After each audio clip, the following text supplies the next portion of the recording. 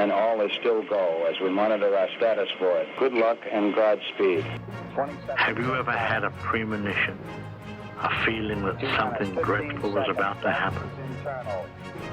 No, Mother, I have not been drinking. Do you happen to have a pair of birds that are just friendly?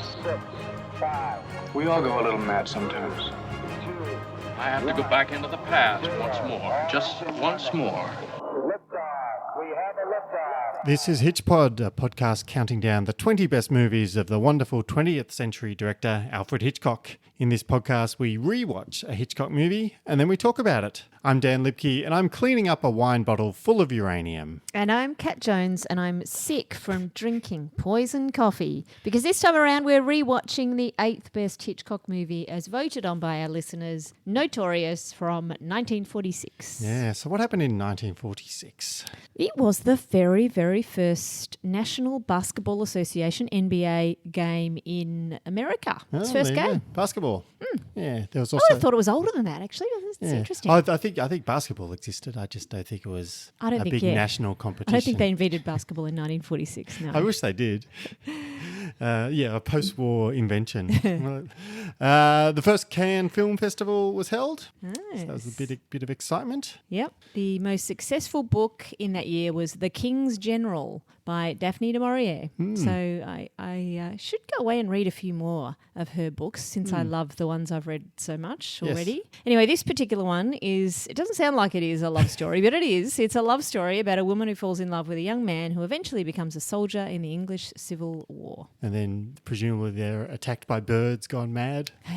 Yes, One would absolutely. Hope so. Yes. Yep. Scientists, meanwhile, they were busy in the aftermath of the war. They were researching whether adding fluoride to water helped reduce cavities. Yes, which it did. And then engineer Percy Spencer was testing a military-grade magnetron and accidentally melted his chocolate bar, which led to the discovery of the microwave oven. There you go. That always happens when you're testing military-grade magnetrons. With chocolate bars. With chocolate bars. That shows a remarkable disregard for the chocolate bar, which presumably he wanted to eat. I'm really astounded that there was not some other, less important food. Important lesson for budding scientists. Eat your chocolates first, then go do your research. I guess he didn't think it was going to melt. No. Yeah. Meanwhile, we had the first ever sitcom. This is Pinwright's Progress, a 30-minute show about a store proprietor's many misadventures, and that aired on the BBC over in the UK. Yes, and what kind of misadventures do you... I imagine it hasn't held up too well. Well, he it would have doesn't got his exist fingers anymore. caught in the till, no doubt, as he tried to shut it. Yeah, very funny. Many misadventures there. Yeah. Number one song that was on the US Billboard charts was "To Each His Own" by Eddie Howard and his orchestra. You listen to that one?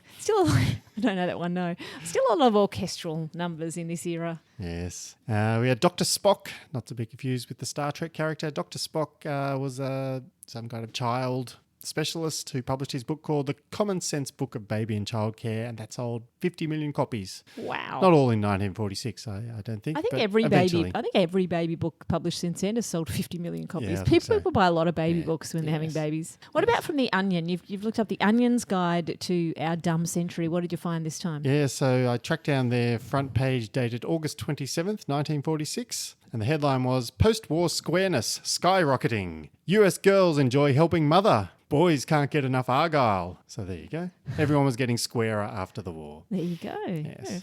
Yeah, that's a good one. And I've worked out the invention of basketball was in 1891. And it took them, 55 years to eventually decide to start the NBA. What were they doing between now and then? They were probably having other things, having college basketball before that, who knows. Yes. Anyway, 1946 also saw the release of Notorious, which Yes. you're about to recap, I think. Yes, indeed, I shall. But before we recap, I should point out that we now have HitchPod episodes on YouTube.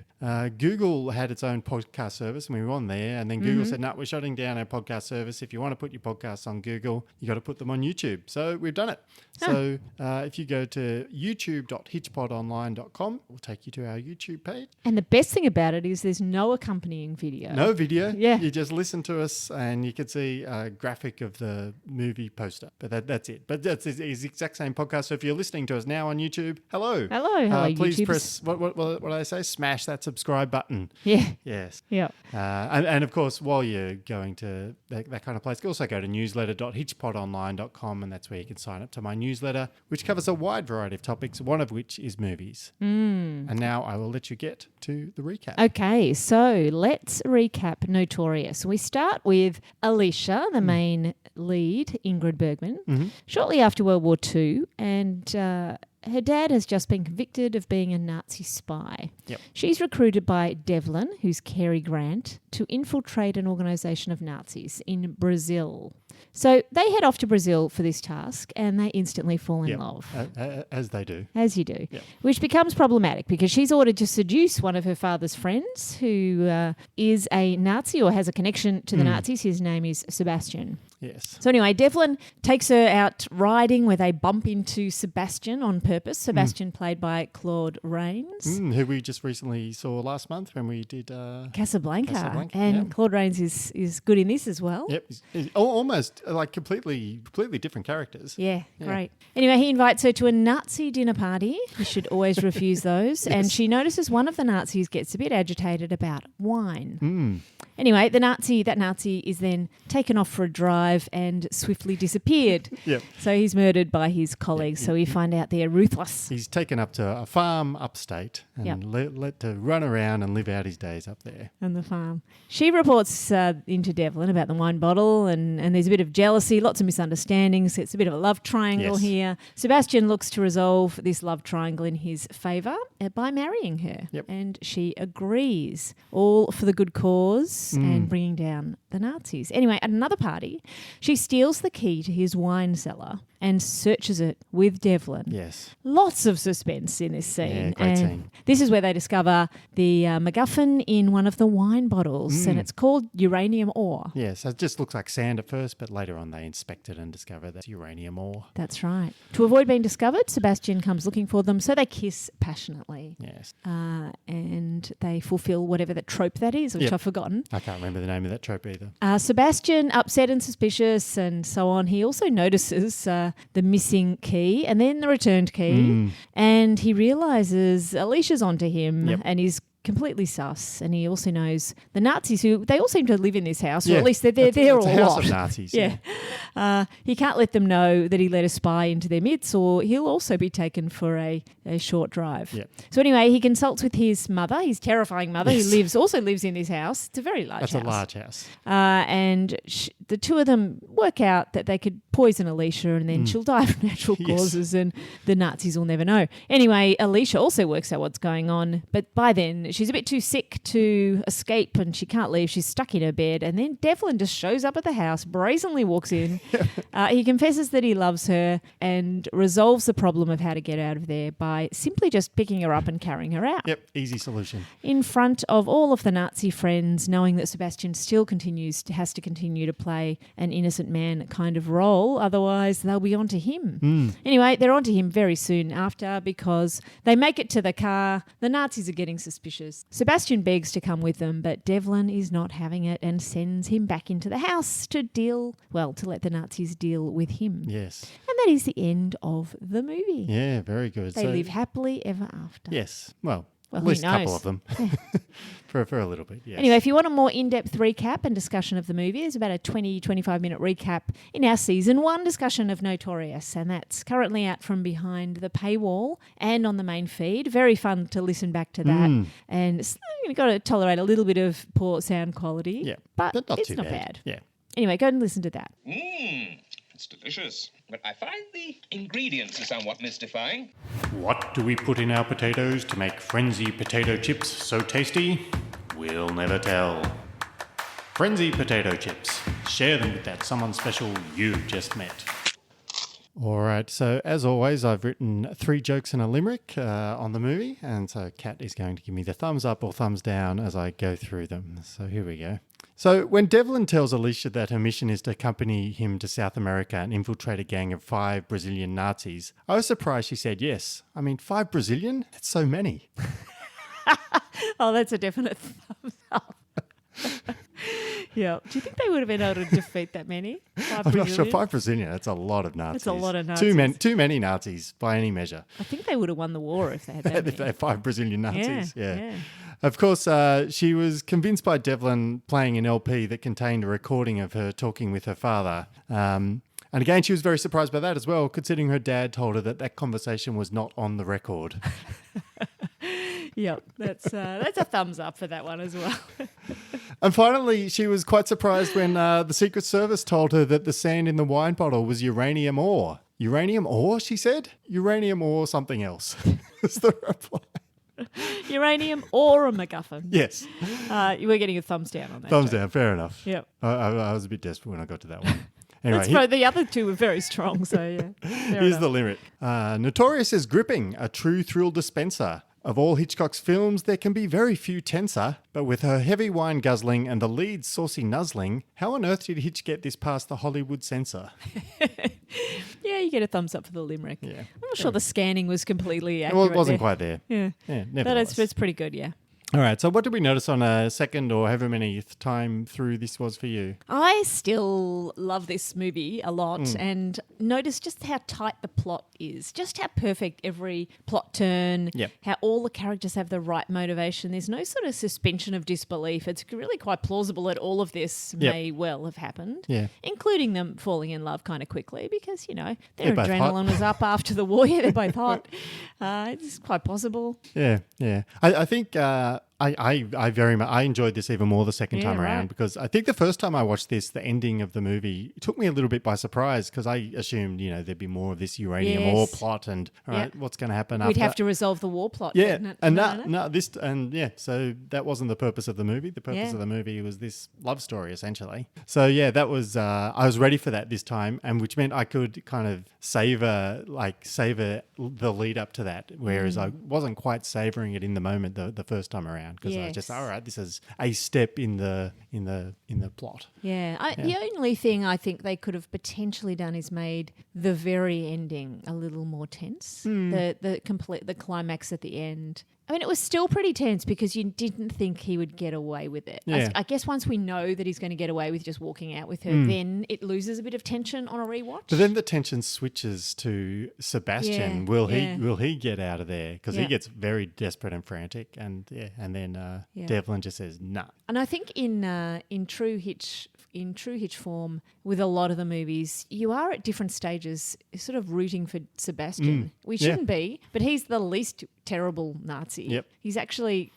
quite a nice guy. Yeah. If he wasn't a Nazi. And so you're sort of hoping that he kind of gets away with it somehow, gets away with it, and the movie making us think that is really clever. Yeah, it's very good. I very much enjoyed it.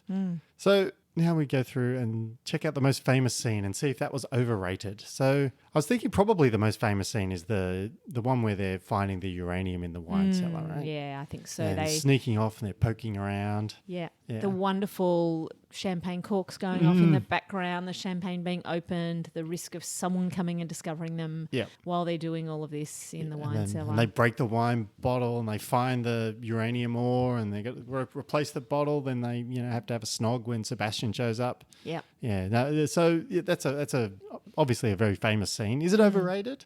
I don't think it's overrated because I think it's still the most tense scene in the movie because they're going to get discovered. It just feels inevitable. They're not being very careful. No. And they've both gone missing there and Sebastian's already suspicious of them. He's going to come looking for Alicia. It's really glorious. And then there's Nazis everywhere. Presumably everyone at this party pretty much is a Nazi. Yeah. So it's a great scene because they're going to get discovered and what will happen then. Yep.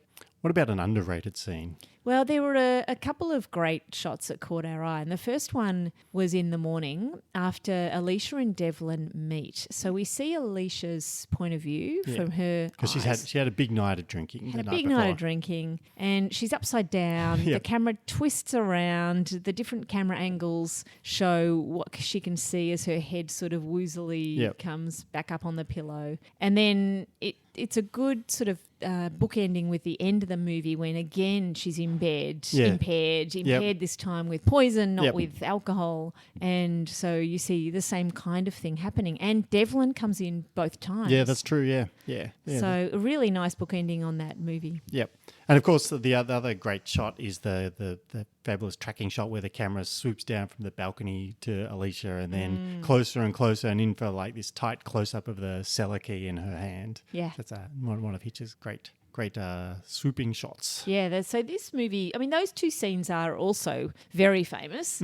Whether they're underrated, they may well be. If you didn't know about them in advance of watching this movie, you certainly should look out for them because they're just wonderful to see. The point of view shots do continue throughout the entire movie as well. Yep. So that's just a couple of examples. Yes. So as always, we've been over on Patreon doing other movies as well there. So we've been rewatching some of our favourite movies from after Hitchcock's death in 1980, and we've been looking at them through a Hitchcock lens. And the most recent one we covered was Trap, which is the new M. Night Shyamalan movie. We went to the movies and then we came back and podcasted about it. Yeah, that was great. We had a bit of fun coming up with Hitchcockian monologues that mimic the exposition from that movie. Yeah. And I think we've got one for this one, haven't we? Yeah, we have. Are you going to read it or do you want me to? No, you can read it. Okay, here you go. You know, Alicia Huberman, the frickin' nut job that goes around getting drunk in despair because her father was a Nazi conspirator. Well, a group of Nazis in Brazil or whatever heard she was going to be infiltrating their plans by seducing Alexander Sebastian. So they set a trap for her.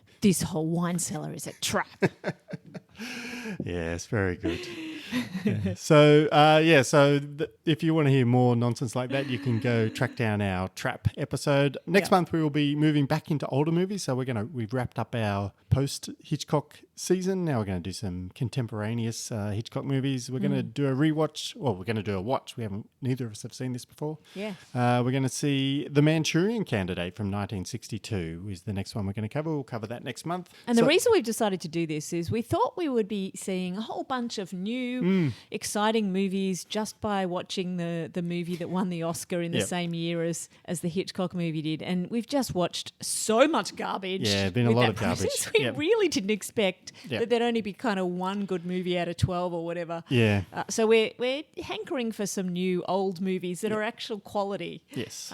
Not just Oscar bait or Oscar winners. Yeah. So if you'd like to listen to any of the movies we covered, and we've got a massive stockpile now of movies we've done for patrons only, and of course the entirety of season 1 where we covered every Hitchcock movie. Yeah. You can access that for just $2 a month. So just go to patreon.com/HitchPod. You get everything there. So a whole heap of stuff there. Fantastic. All right. So let's get into the stats on this particular movie. So our listeners have rewatched this along with us, or maybe they just watched it the first time. Yep. But the 8th spot is where we had it ranked. Yes.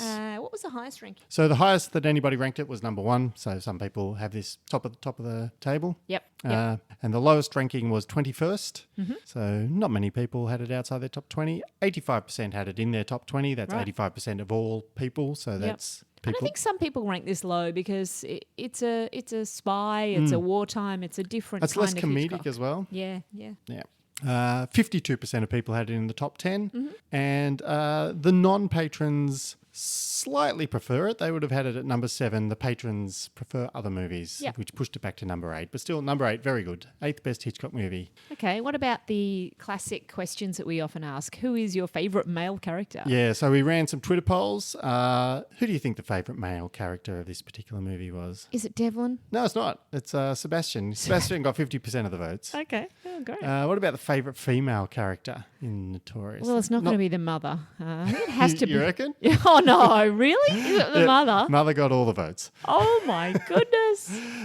Next question was, is your wine cellar sorted chronologically? Interesting. Yes, no, or choose not to disclose. I didn't answer this question, but in the answer in my case is yes. There you go. Well, you should have answered it because no won with 75% of the vote. Next question, does your wine cellar contain uranium ore? Yes, no, choose not to disclose. Well, I think we'll get the no on that one. No, 3-way tie. Some people do have uranium in their wine cellar. There you go. So where are we going to rank it on our now that we've watched it again. Okay. You originally had it third. I originally had it third. I don't think it's changed unless it's gone up to 2 and bumped The Lady Vanishes down to 3. Yeah. It's possible. It's definitely in my top 3, not Yep. a question. It's not going to knock North by Northwest off my top spot, I don't think. And I don't think... I think The Lady Vanishes and Notorious. Now that I watch Notorious again, I'm almost tempted to put Notorious back up to 2, which was where I had it for a long, long, long time.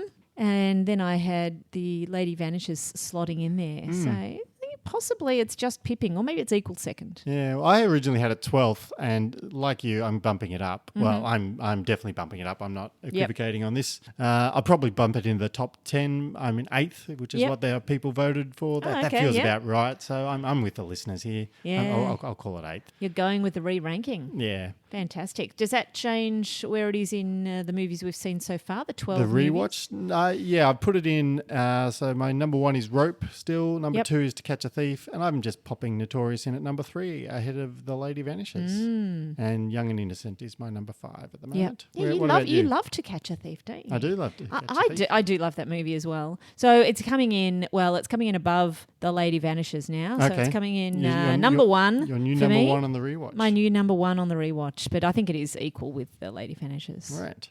There we go. So now we're going to do a deep dive into a scene. Hold on, Donnie. You've only got about 20 yards to go. What happened, Alex?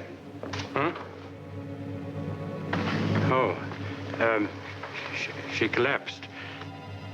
Mr. Devlin heard her scream when he was waiting for me. Come on, Alicia.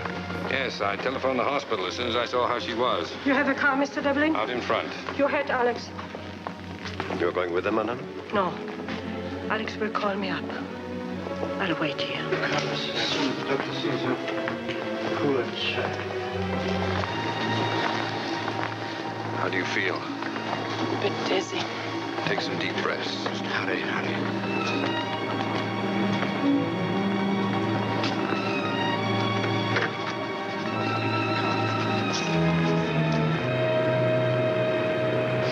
Now, just a minute. I must sit with her.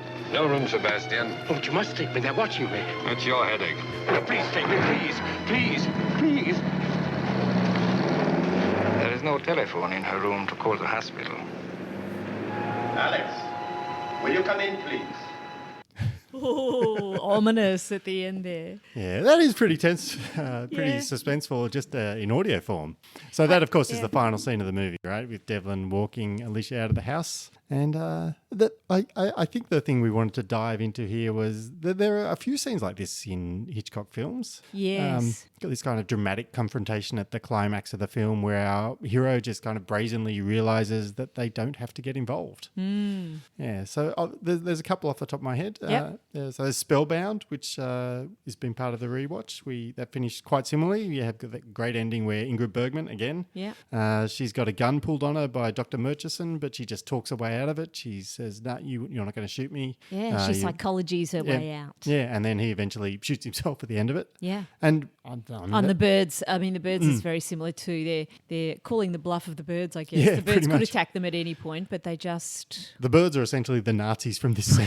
Yeah, that's right. Yeah, they're watching, not quite sure what to do, and they 5 Brazilian birds. 5 Brazilian birds. For sure. Yes.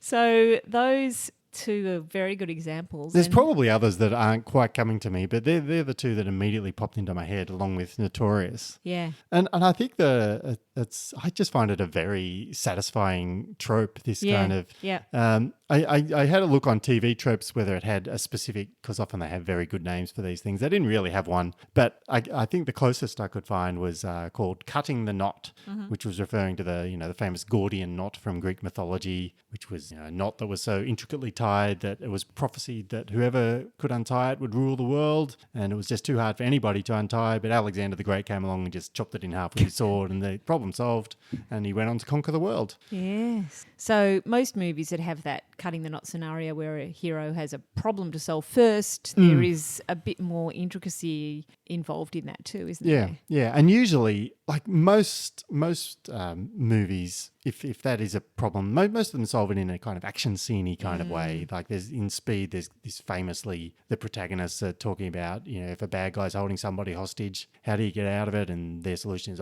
shoot the hostage. And it's like, well, that's a solution. It's still lots of shooty gunplay and violence. Yeah. But I find this very satisfying where the climax kind of subverts the action part of the trope. Yeah, that's right. And it wasn't an action movie, so sometimes you do get those climaxes that don't fit the rest of the movie in a lot of ways. Yeah.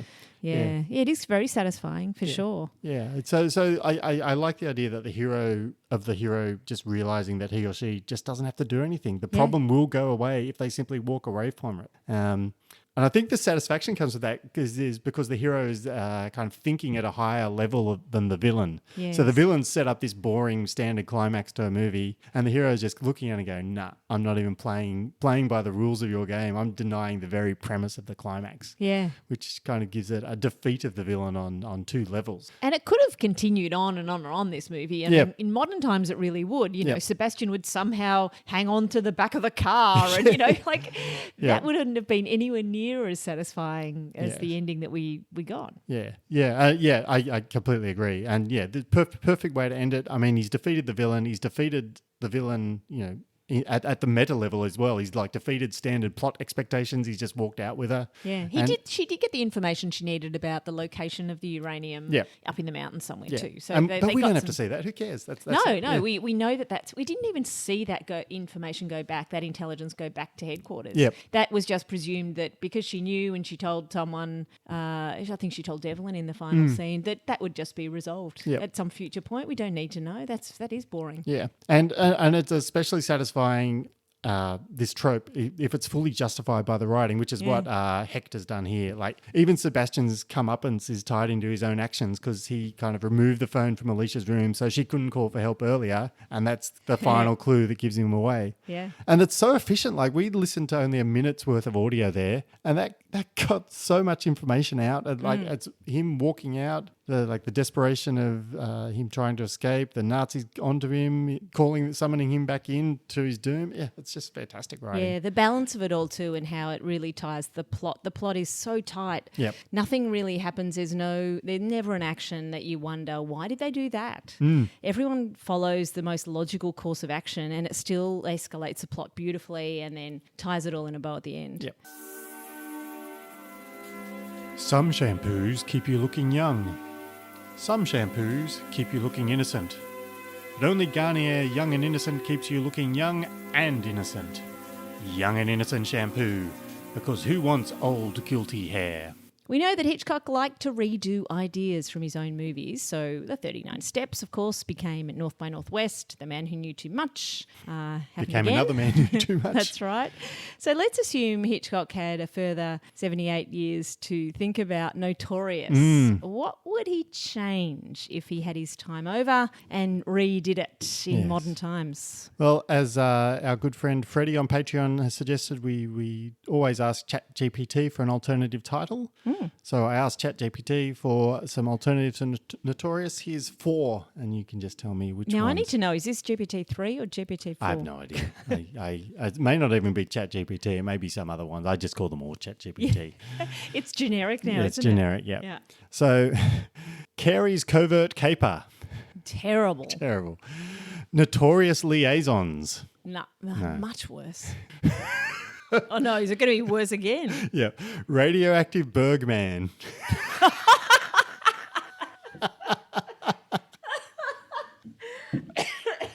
Oh my God, you're making me have a coughing fit. Radioactive Bergman. So that's like punning on Radio Birdman. Yeah. Oh my God, that is incredible. Yeah. That's massive thumbs up. Very funny. And the last one is The Spy Who Loved Me, open brackets, not, close brackets. Okay, well. I think we've got a winner in Radioactive Bergman. Actually, the spy that loved me not is kind of good. That's sort of loves me not. taking Sebastian's perspective. Yes. Oh my God, that's insanely good. Yeah, so some good alternative titles, which is handy because I'm not sure there's much to be done with the plot. It's so, as we've been mentioning throughout this, it's so incredibly tight. Yeah. That, like, what? I mean, there's not really much you can do to change it. I think it has to be set when it is, and it needs to be. Yeah, I'm not sure you would change anything. Yeah. Well, I'm going to diverge here into the cartoon series South Park, which is probably not something you expected. So bear with me, because there was a video clip from the creators of South Park that went viral recently, and they were talking about plot. And the key lesson of that viral video clip was basically the first thing you do, you write down all the beats of your story. Ingrid Bergman discovers her father's a Nazi. Cary Grant recruits her. They fly to Brazil, etc., etc. Yeah. And then, according to the South Park guys, you go through that plot, and if the words "and then" belong between the beats, it's a problem. Instead, what you want is "therefore," which indicates a natural development of the plot, or alternatively, you can have the word "but," which indicates a setback that the protagonist has to overcome. So you can't have this And happens then. and then this happens. It's like, no, this happens, therefore this happens, but then this happens. That's a great way to write a story. Yeah. So, yeah, it's a really fun way to look at plotting. And Yeah. I think Hector's just followed it brilliantly in Notorious. Like, loads and loads of therefores as the plot develops, the Yeah. odd but thrown in there. Yep. And I think this makes us the first Hitchcock podcast to ever talk about the South Park writers' room, but there we are. Amazing. For that reason, I'm not sure there's an awful lot you change in the plot. No. And except if you did want to update it to modern day, like if you wanted to say, all right, we don't want to do something in the war because that's too long ago, post-war. I was thinking if you, instead of uranium, you could maybe have AI, your chat GPTs. Yes. And instead of Nazis, you've got startup tech bros who are often indistinguishable from Nazis. That's right, indeed. Yeah. Same share house in Brazil. Yep. So got all their tax write-offs down there. Yep. Instead of a wine cellar, you've just got this private data center full of computers training the AI. And I think everything else is the same. Except, maybe the tech bros don't kill people that betray them. Maybe they just take away their stock options or something. Yeah. But apart from that, I think it's the same movie. Yes, and that's good. Yeah, same movie. I really don't have any suggestions for changing. Yep. So what about modern actors? Who would Hitchcock cast if he was redoing it now? Well, Hitchcock loves using Florence Pugh, as we know, and always chooses Florence Pugh. So she would play Alicia. And she would actually be really good in that role. I think that would be a good casting, not just a convenient casting of Hitchcock's Of our running favourite actor. Yeah. What about for Devlin? Devlin, well, who normally plays opposite Florence Pugh? Is it Ryan Gosling? Yeah, I'm not sure they've been in a movie, but Ryan Gosling would be a great Who do pick. we usually cast opposite? I'm not sure. We've gone through a few people. We don't have anyone as don't have the same leading as man regular every as time. Florence Pugh. No. But Ryan Gosling, who played Ken from Barbie most famously recently, I think he'd make a fine Devlin. He's kind of handsome and fun. A little bit cutthroat, a little bit ruthless. Yeah. You need a bit of that. What about Sebastian? Sebastian, I don't know. Who have you got for Sebastian? I've got Adam Driver, who played Kylo Ren in Star Wars. So he's a little bit creepy, maybe too handsome and dramatic to play Sebastian, but that's the best I've got. I think he's probably got the right vibe of just slightly taken in and a bit goofy and a bit besotted. What about Sebastian's mother? Sebastian's mother. I don't know. Who have you got for Sebastian's mother? I've got Kate mother? Blanchett. I want her to play the mother and play a bad guy. Yeah, that's good. What about, or someone like Toni Collette would be also quite good, I think. Yeah. A good Australian actor either way. Either way, that's what that's what we know. Yep. Just on that too, we mentioned Radio Birdman before. No one outside Australia will know who Radio Birdman is. Oh well, ChatGPT did, or whoever I was working with. So ChatGPT must have known that you're Australian, perhaps. Yeah, maybe. It's a good Australian punk band. I mean, I think they were popular in Germany. Yeah. Let us know if you come from somewhere else, and you know like Radio England Birdman or the USA, and you know. If you don't, then Google one of the most famous Australian punk bands of the 1970s, and did set the tone for other punk bands in the US as well. Yep. Anyway, that just occurred to me then. Nobody else will know why we were laughing at that. Yes. Okay, that's great. So what about sequels? So if we wanted to sequelize Notorious, if we were crazy people running Hollywood, decided we need to sequelize it, I guess we go back in the house and then we find we pick up immediately as soon as it ends. We pick up straight away. Yeah, that would be the opening scene of the next next movie. Yep. And I think Sebastian somehow gets out of this. Yeah, well, he doesn't go inside. Go on the run immediately. Run for your life, man. I think it would be interesting if Sebastian was possibly in the sequel, if he was also a double agent of some kind. Yep. And that would make the movie a little bit interesting. And then we also end up getting Bergman and Cary Grant back again. Yeah, as well, right? And you could easily motivate that, because if he does run immediately, like as soon as the car drives off, he looks back, he knows he's busted, he makes a break for it. Yeah. The Nazis take his mother prisoner, so now he's got an incentive to go back and deal with them. But yeah, so I think that's very interesting. And then we get a Casablanca-style love triangle here, where Alicia now finds out that Sebastian is slightly innocent because he's a double agent, and now she's already married to him. Yep. So now she's in a little bit of a bind. Yep. Where is Devlin going to put her on a plane to Portugal, or where did they? I don't know where they were going. They were going somewhere. They're going somewhere. Yep. So that's another possibility. Yes. But anyway, the mother was. Yeah, the mother was a Nazi. Maybe she's the mastermind behind everything. I think so. Even if she wasn't, if they try and threaten Sebastian with the mother, I reckon the mother just turns the tables. I think she immediately takes control of the entire organisation, comes up with a nuclear scheme of her own, and and only Sebastian could stop her. So that's his new motivation. So yeah, I think it's all good. Excellent. I've got a title for a sequel. Yep. Notoriouser and Notoriouser. Oh, that's terrible. Yep. Yeah, that's really bad. Okay, what about the prequel though? What are we doing? Are you going back deep into the war? Perhaps? I think so. I think we go back and look at Alicia's father, because I mean, we've got a built-in trilogy here, just about. So we look at Alicia's father. Maybe he's a double agent as well. Yeah, he's also a double agent. He's helping the Nazis, but he someone's killed him in prison. Yeah. At the start or the middle of this movie, the existing Notorious. So, yeah. But I think if we go back and discover that he was completely innocent, he wasn't the bad person he seems to be. He just confessed to that because that would save Alicia somehow. And I think he's an undercover spy during the war, and he's so good at his job that he's mistaken for being a Nazi and gets in trouble at the end of it. Yeah, that's great. Yes. I do have a title for this one as well, a prequel, Lurktoberfest. I'm not sure what that means. I think it's like lurking a spy lurking in Germany, and they came up with Oktoberfest. I don't know. That's very bad. All right. What about an 8-part TV show? What minor character gets their own show? Well, could we have a sitcom of, the mother with the 8 Nazis or something? Yeah, I think so. And they each have their own episode in the season. Yeah.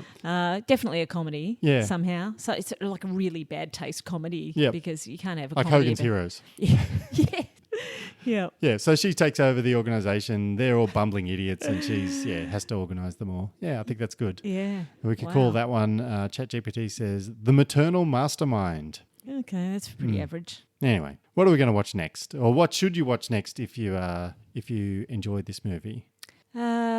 According to Google, if you like these kinds of movies, you'll also like Touch of Evil, 1958. When a car bomb explodes on the American side of the US-Mexico border, a drug enforcement agent's investigations put him and his new bride, Susie, in jeopardy. Directed by Orson Welles. Okay. Touch of Evil. Stars Charlton Heston, Janet Leigh and Orson Welles. Okay, that sounds interesting. Star-studded cast. I've never heard of this. No. Oh, well, maybe we could put that on our list as well. I think we're going to go through some of these similar movies and pull out ones that sound interesting. Yeah, that's good. Before I read the next movie, we forgot to wish happy birthday. Happy birthday to Rear Window, which just turned 70. Oh, crazy. And next month, Under Capricorn turns 75. Oh, they're so old. Yeah, so the next movie that is recommended if you like Notorious is Gilda from the same year, 1946. A small-time gambler accepts a job as the right-hand man of a shady casino owner. However, complications arise when he discovers his ex-lover is his new boss's wife. And this stars Rita Hayworth, Glenn Ford and George McReady. There's vibes of Casablanca in that one as well. Yeah, very much so. And then we also have the classic recommendation of The Third Man, 1949. Of course, we know this movie well. Novelist Holly arrives in Vienna at the invitation of his friend Harry, only to learn Harry is dead. Unable to accept the inconsistent story surrounding his death, he decides to probe the case. And again, Orson Welles. We covered it on our Patreon feed, right? Yeah, we've already seen this one. So if you're a patron, check that out. And if you're not, Remember, just a couple of bucks a month. Yeah. And of course, if you don't like Notorious, then don't watch those movies either. Yeah. Instead, if you don't like Notorious, you haven't gone this deep into this podcast. No, right? almost certainly not. Yeah. But next month will be a face-off between Notorious and the movie that inexplicably beat it to the Best Picture Oscar. This may not be inexplicable. This may be a fantastic movie. Who knows? And it will have to be better than Notorious. That Best Picture Oscar winner is The Best Years of Our Lives, directed by William Wyler. And we will go through all the major categories: Best Picture, Best Director, Best Actress, Best Actor, and we will see if Notorious was robbed, which always, yes. Until then, I'm Dan Lipke, frightening a horse into action. And I'm Kat Jones, driving drunk because my father's been convicted of war crimes. Thank you for listening to HitchPod. Please come and talk to us on Twitter at HitchPod Tweets or on Facebook by searching for HitchPod. And you can also email us directly at feedback@hitchpodonline.com. And if you want more Hitchcock content, please consider becoming a HitchPod supporter. Just go to patreon.com/HitchPod. And for as little as $2 a month, you can get access to our Season 1 coverage of every single Hitchcock movie, as well as bonus episodes on Hitchcock-esque movies. Invitations also to watch live rewatches and much, much more. We are protected by the enormity of your stupidity.